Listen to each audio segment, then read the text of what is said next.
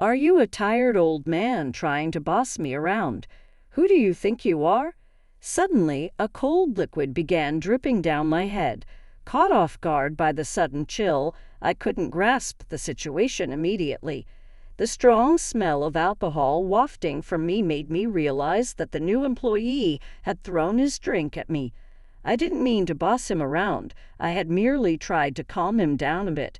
It seems he misinterpreted it in his drunken state. This was supposed to be a special celebration. I intended to handle it quietly, but I could no longer tolerate it. My dad's the CEO, you know. As his son, I'm invincible, he boasted, but even as he saw my stern face and attitude, he failed to grasp the gravity of the situation. He must have been excused for everything up until now by his father's influence. If he's going to flaunt his power, then let's see how he handles someone with even greater power. When he discovers who I really am, he will plummet into the abyss. My name is Tim. As the president of a company handed down by my father, I had dedicated myself to growing the business. Now, approaching 60, I had passed the president's chair to my experienced son and was living a retired life as the chairman. During my presidency, I used to visit subsidiary and affiliated companies daily, traveling for work and keeping busy. Retirement brought more free time and a more relaxed lifestyle. Then one day, the company celebrated its 100th anniversary with a commemorative party. The event was set to be significant, with executives from group companies, subcontractors, and business partners making it a large-scale party. Although the current president, my son, took over public appearances, as the chairman, I had to show up for such a milestone event. Honestly, I'm not keen on public speaking, but due to my position, I had no choice but to attend reluctantly. On the day of the party, although the venue was spacious, it was bustling with many executives. Overwhelmed by the crowd, I, as the chairman, was even more nervous about having to give a speech. But I also knew that I had to switch gears, so I started making rounds, greeting executives of subsidiaries and contractors. In the midst of that, a peculiar figure caught my eye. A young man with an odd aura was walking towards me from the back. Feeling uneasy about his strangeness, I took a closer look and saw his face was flushed. His eyes were wild, and he staggered as he walked. He seemed to be drunk, having probably had too much to drink. Despite feeling overwhelmed by his aura, I preferred to avoid any interaction with him. But nearby was an executive from one of the largest subsidiaries, and our eyes met. Once our eyes met, I couldn't look away, and I walked over to greet the executive. Though I was aware of the man, it was a celebration for the company. I didn't expect him to ruin the party.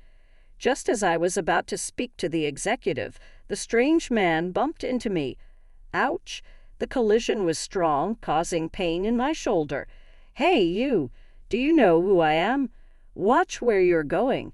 The man glared at me and complained, but I had been walking straight. He was the one who bumped into me from the side.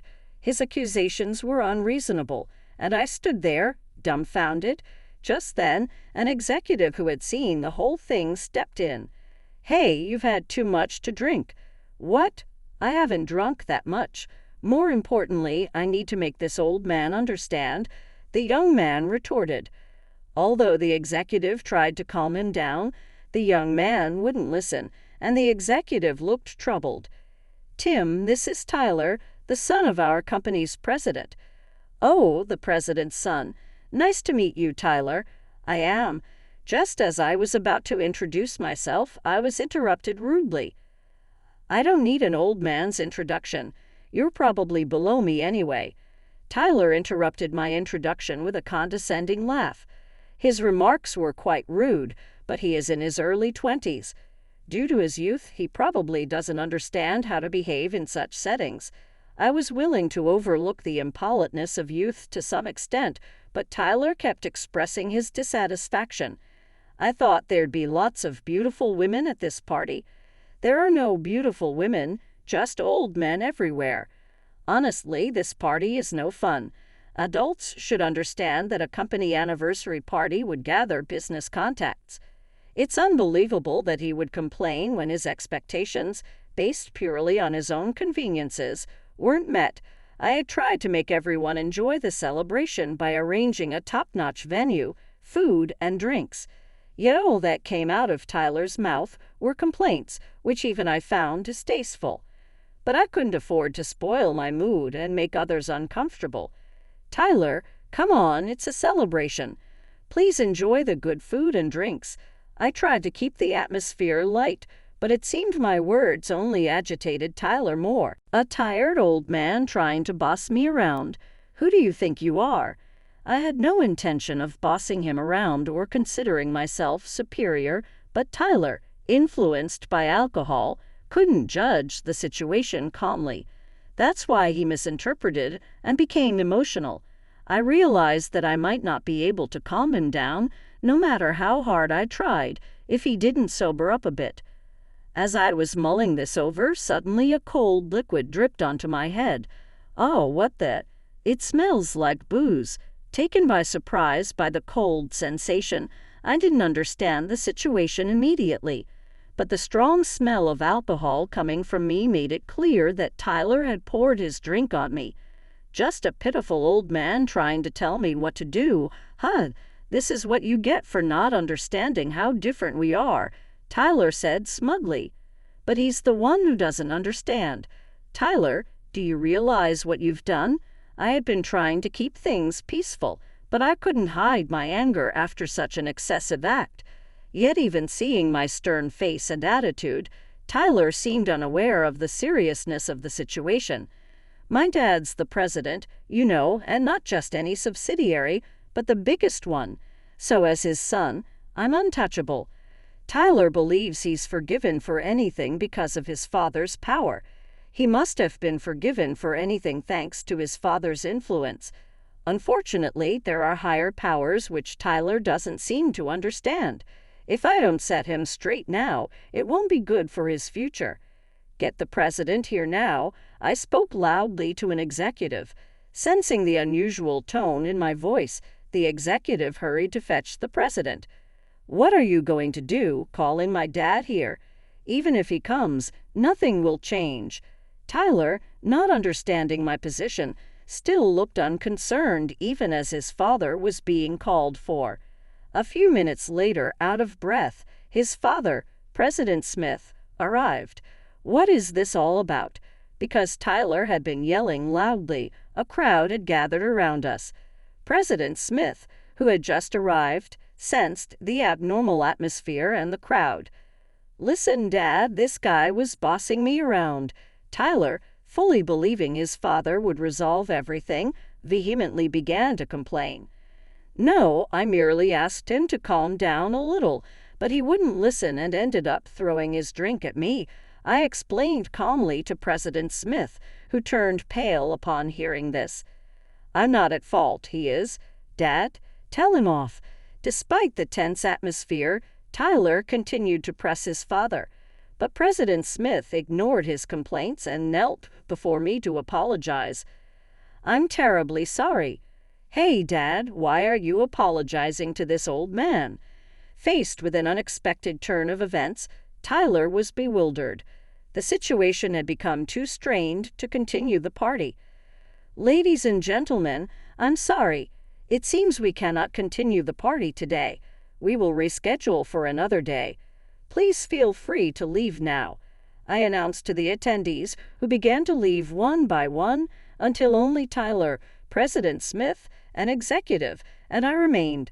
Still bewildered by his father's apology and my sending everyone home, Tyler stood in shock. "What's going on in this situation?" "Tyler, you should apologize too. This man is the chairman of the group." At the executive's words, Tyler seemed to finally understand who I was, the chairman. Since I had left the public duties to my son, Tyler probably didn't recognize me. Upon realizing who I truly was, his face turned pale, and he began to tremble visibly. He had behaved terribly towards someone higher up than his own father, whom he had been relying on. Even he could understand that his father's influence might not be enough to fix the situation. I waited to see how Tyler would react next. "I didn't know you were the chairman," Tyler stammered. Instead of apologizing, he started making excuses. He seemed to imply that not knowing excused his actions, but such excuses don't fly in the adult world. Not knowing? Do you think that's an excuse? As an adult, you should be apologizing first, not making excuses, I said sternly. He became even more flustered. "I didn't mean it like this. If I had known you were the chairman, I wouldn't have done it," he panicked, continuing to make excuses even as I spoke. "Remember, it was you who said you didn't need an old man's introduction when I tried to introduce myself." "Tyler, did you really say that?" President Smith glared sharply at him. Tyler seemed even more baffled by his father's stern demeanor. "Don't just stand there. Apologize to the chairman." President Smith, losing patience with Tyler's reluctance, strongly commanded him. "I'm very sorry." Tyler finally bowed his head and mumbled a quiet apology. Tyler seems to be a person with high pride. Given the magnitude of the situation, normally one would expect a more sincere apology. "Is that your apology?" Just excuses followed by a barely audible apology. "Do you truly feel sorry?" I confronted him. "My son, I truly apologize." President Smith apologized again. But having been drenched in alcohol, I was far from forgiving. "President Smith, are you considering making Tyler the president someday?" "Yes, that was my intention," he stammered. "But it's clear now that promoting someone with such flawed character might lead to continual problems. I'm sorry, but if you're planning on making Tyler the president someday, I'll have to withdraw from the subsidiary." "What? Why?" Tyler reacted strongly to my statement. "This incident isn't isolated. I've heard from the executives at the subsidiaries that there have been problems with Tyler's behavior for a while. Continuing this way, he might cause damage to the company. It seems Tyler joined President Smith's company this year, and in just over 6 months, he's already infamous within the group.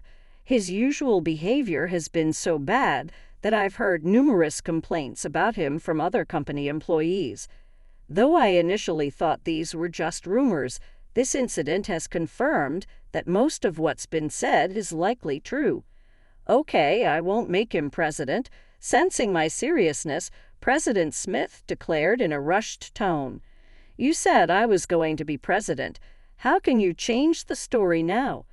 Tyler interrupted the conversation between me and President Smith. "I joined the company because I was told I'd become the president. If I'm not going to be president, there's no point in working." According to Tyler, he had other career aspirations, but gave them up due to his father's strong wish and joined his father's company. He gave up his desired path because he was promised the presidency. Without that prospect, he wouldn't have chosen to work at the current company. Despite his desperate pleas, President Smith turned red with anger and shouted, "Do you not understand that your actions could potentially destroy the company?" President Smith, usually calm, raised his voice, leaving his son speechless. "Just because you are the president's son and people treat you well doesn't mean you can do whatever you want," I reiterated to Tyler, who then looked as if he had swallowed a bitter bug. Even his usually kind father and I, the chairman, speaking so sternly made Tyler hang his head. The party we organized was to celebrate the 100th anniversary, and we spent a significant amount of money on it.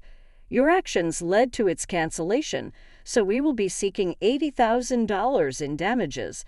Reorganizing the party will also incur substantial costs. Tyler is an adult, so he must take responsibility for the trouble he has caused. President Smith, please do not assist him. Tyler will pay the $80,000 from his own earnings, no matter how long it takes," I stated firmly. At my words, Tyler's face showed despair. With his father's help, he could probably pay the $80,000 rather quickly. However, if his father helped again, it would only reinforce the notion that his father will always solve his problems. It's best that he learns a tough lesson and pays the money himself for his reflection. $80,000, you will do it, It's your responsibility, I reiterated. Tyler muttered under his breath, but I stood firm on his financial obligation. I apologize for the trouble. I will ensure my son pays the money, President Smith said. $80,000 is impossible. Dad, help me. Tyler clung to President Smith's legs, begging. But as long as I had ordered him to pay, President Smith couldn't do much. Come to terms with it. It's your responsibility for having done as you pleased until now, President Smith reprimanded Tyler sternly. Tyler collapsed and started crying on the spot. I'm ashamed to have raised such a spoiled son, President Smith said. Rumor has it that Tyler was a long-awaited only child and had been quite pampered. This situation is tough for Tyler, but also an opportunity. By taking responsibility for his actions, he should stop behaving as he used to. Through this process, I believe he will learn to live as a responsible adult. The matter was settled with Tyler agreeing to pay the money, and the meeting was adjourned. A month after the problematic party, we held the rescheduled anniversary celebration, and many people attended, including familiar executives and Tyler's father, the president. Chairman, it's been a month. How is Tyler doing? President Smith, noticing me, quickly came over to greet me, so I asked about his son. At my question, the president's face clouded over. Well, actually, he has been staying at home. Tyler has. I couldn't hide my surprise at President Smith's unexpected response. Previously, Tyler was a confident and assertive young man.